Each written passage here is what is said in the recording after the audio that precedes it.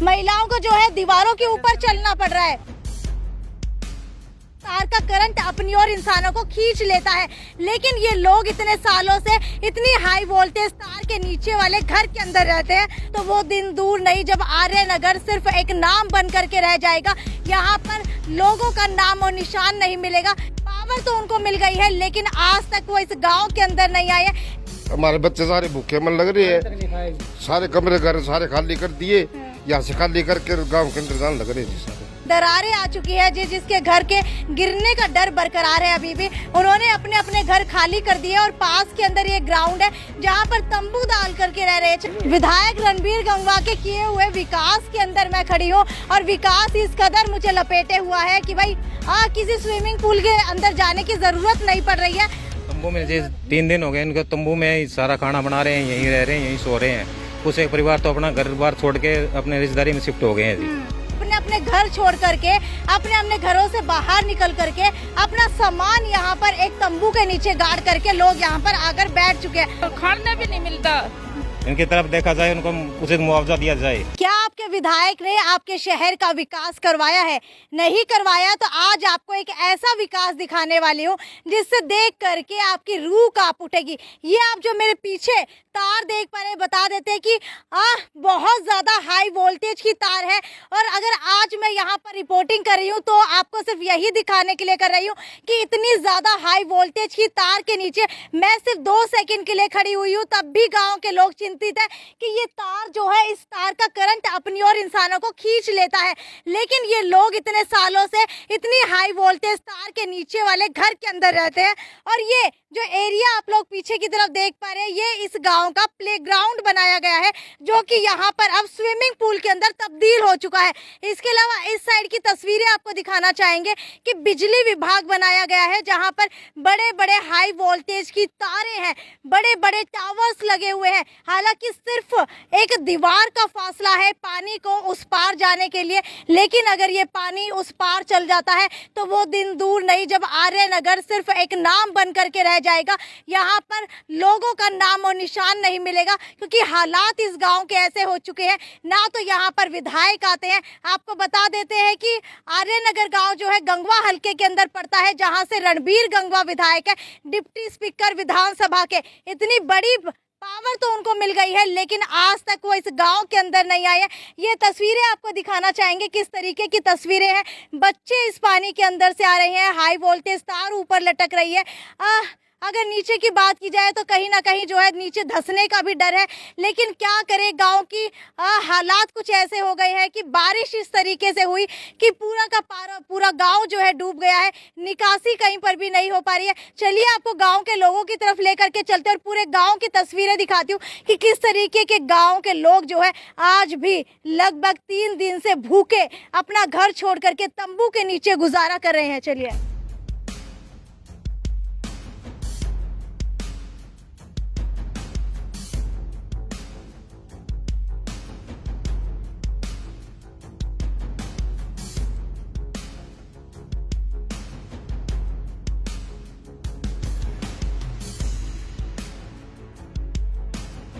विधायक रणबीर गंगवा के हलके के गांव के अंदर शामिल होने वाला आर्य नगर, इसकी तस्वीरें आपको दिखाना चाहूंगी। देख सकते हैं तस्वीरें, किस कदर विकास इस गांव के अंदर हुआ है।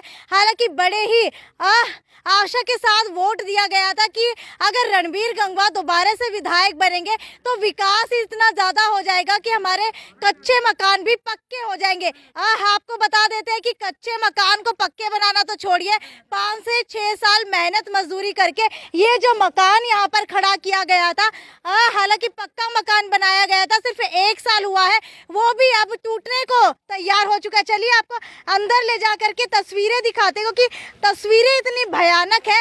अगर यहाँ से कोई भी आदमी गुजरता है तो उसके मरने का डर भी यहाँ पर है, गिरने का डर है, गिरने के साथ सिर में चोट लगने का डर है। आप बताइए ये मकान किसका है? ये भाई है जी, अपना छोटा भाई जी। अच्छा, दिहाड़ी मजदूरी करके मकान बनाया जी उसने।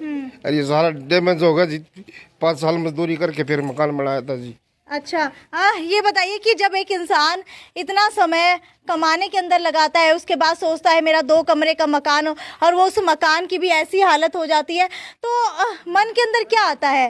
क्या मतलब प्रशासन की गलती मानते हैं, या फिर विधायक के ऊपर गुस्सा आता है, या फिर किसके ऊपर गुस्सा आता है? ये तो जी देखो वोट दिए थे जी, विधायक को वोट दिए थे, वो भी उनको प्रयास होते जी कोई चीज की। हमने तो जी 4-5 दिन लोग किसी ने कोई संभाला को नहीं जी। हमारे बच्चे सारे भूखे मन लग रहे हैं, सारे कमरे घर सारे खाली कर दिए, यहाँ से खाली करके गांव के अंदर जाने लग रहे जी सारे। ठीक है, आपको बता देते हैं जिसके घर के अंदर दरारें आ चुकी है, जिसके घर के गिरने का डर बरकरार है, अभी भी उन्होंने अपने अपने घर खाली कर दिए, और पास के अंदर ये ग्राउंड है जहाँ पर तंबू डाल करके रह रहे हैं। चलिए आपको तंबू की तरफ भी लेकर के चलते हैं कि आखिरकार यहाँ के लोग भूखे प्यासे 3 दिन से कैसे रह रहे हैं, और विधायक साहब अपने घर के अंदर बैठे हैं, अभी तक आर्यनगर का हाल तक जानने नहीं आए हैं। विधायक रणबीर गंगवा के किए हुए विकास के अंदर मैं खड़ी हूँ, और विकास इस कदर मुझे लपेटे हुआ है कि भाई किसी स्विमिंग पूल के अंदर जाने की जरूरत नहीं पड़ रही है। हालांकि थोड़ा थोड़ा डर तो लग रहा है, लेकिन क्या करें, आपको सारी खबर दिखाना भी जरूरी है। और इसके बाद आपको ये भी बता देती हूँ कि रणबीर गंगवा की इस गाँव के अंदर शादी हुई है, यानी कि रणबीर गंगवा आर्यनगर के दामाद है, लेकिन उसके बावजूद भी आज तक यहाँ का विकास नहीं हुआ है। आप मुझे ये बताइए कि रणबीर गंगवा की शादी लगभग कितने साल पहले इस गांव के अंदर हुई थी? यहाँ जी कम से कम 30-35 साल हो गई, 30-35 साल से रिश्तेदारी में है जी यहाँ पे। हाँ जी, ठीक है, रिश्तेदारी में थे, तभी आप लोगों को उम्मीदें थी कि विधायक बन जाते हैं तो विकास करवाएंगे। हाँ जी, हाँ 40 साल हो गए शादी हुई ना। अच्छा, कि कुछ भी नहीं कराया, हाँ। और मकान गया गिरी जी। हमारा खुद का होता तो देखो सारी चीज की सहूलियत मिलती जी। हम तो अपना सोच के, हमारा ये रिश्तेदार सोच के इसको वोट दिए थे जी। ये देखिए, अब स्विमिंग पूल बना करके किश्तियाँ तो दूर की बात है, लोग कितनी दूर दूर से आ रहे हैं यहाँ पर। हालांकि अगर इनको चोट लग जाती है, अगर ये कहीं ना कहीं गिर जाती है, तो इसकी जिम्मेदारी आखिरकार लेगा कौन? क्योंकि पुरुष अपने आप को संभाल लेते हैं, लेकिन महिलाएं किस तरीके से आएंगी? विकास होगा, लेकिन विकास नहीं हुआ है। चलिए आपको एक बार टेंट की तरफ लेकर के चलते हैं और वहाँ पर भी दिखाते हैं, लेकिन उससे पहले आपको दिखा दूं, ये देखिए महिलाओं को जो है दीवारों के ऊपर चलना पड़ रहा है। मैम, ये है कि हमारे गांव में पानी की निकासी नहीं है। गांव में एक जोड़ है और पूरे गांव का पानी उसी जोड़ में आता है, और गांव की आबादी बहुत ज़्यादा हो चुकी है। तो हम प्रशासन से अपील करते हैं कि गांव में सीवरेज की व्यवस्था की जाए, जिससे पूरे गांव की पानी की निकासी हो जाए।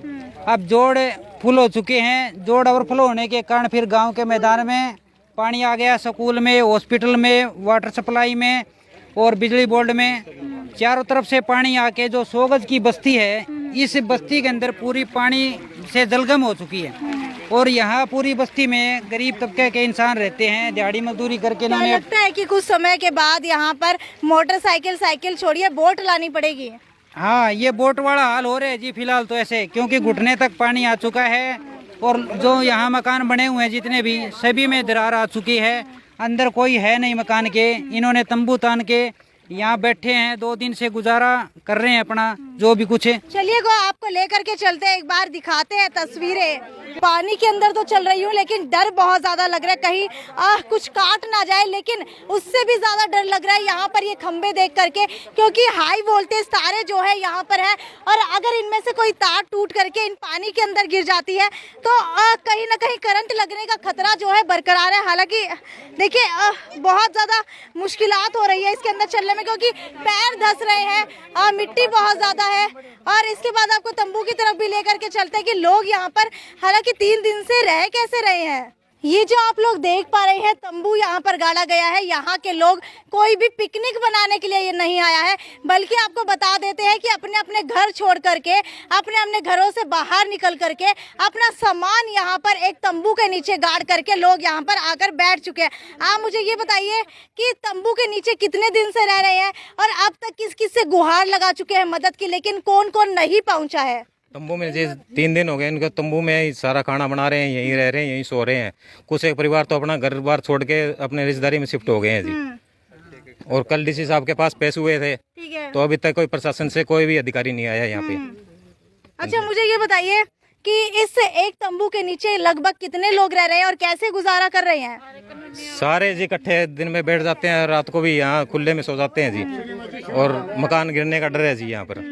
बिल्कुल अपने अपने मकान छोड़ करके लोग यहाँ पर आकर के बैठ चुके हैं। हालांकि मुझे एक पढ़ी लिखी लड़की जरूर मिली है गांव के अंदर। मुझे आप ये बताइए, इसकी जिम्मेदार किसको मानते हैं आप कि वोट सबको दिए गए थे लेकिन आज आपके गांव की ये हालत हो चुकी है कि सर के ऊपर छत भी नहीं रही।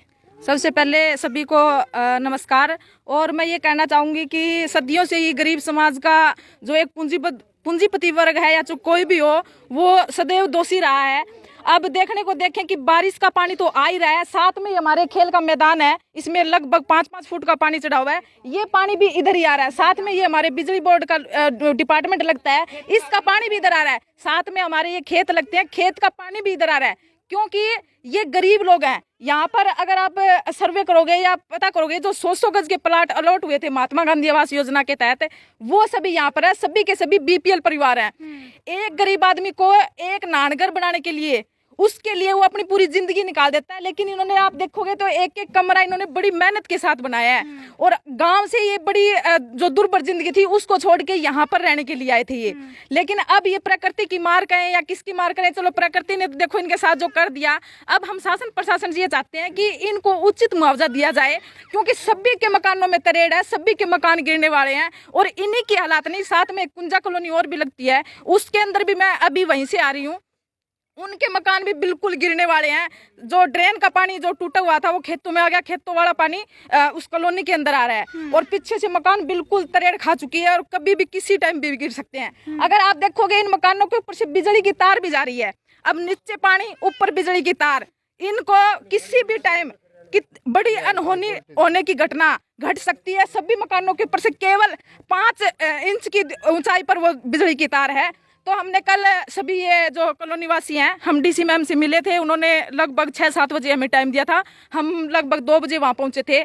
उसके बाद में उन्होंने वीडियो साहब को मार्क किया था कि वीडियो साहब आएंगे, देखेंगे। लेकिन अभी तक कॉलोनी वासी बता रहे हैं कि यहाँ पर कोई नहीं पहुँचा है। हम आगे भी अगर इनकी कार्रवाई नहीं होती है, इनको उचित मुआवजा नहीं मिलता है, तो हम सीएम साहब से भी लेटर भेजेंगे यहाँ से, और आयोग भी में भी हम जाएंगे। क्योंकि मैं भी एक गरीब परिवार से हूँ और अच्छी तरीके से एक गरीबी के हालात को जानती हूँ। तो हम सभी गरीब समाज से ही हैं और मैं सदैव इनके साथ ही खड़ी रहूँगी। और जब तक हमें उचित मुआवजा नहीं मिलता है, क्योंकि खेतों वालों को जिनके पास अच्छी जमीन है उनके लिए सरकार ने तुरंत मुआवजे का प्रावधान कर दिया, लेकिन इन गरीब समाज के लोगों के लिए अभी तक कुछ नहीं किया है। अच्छा आप बताइए, क्या गरीब होना अभिशाप है?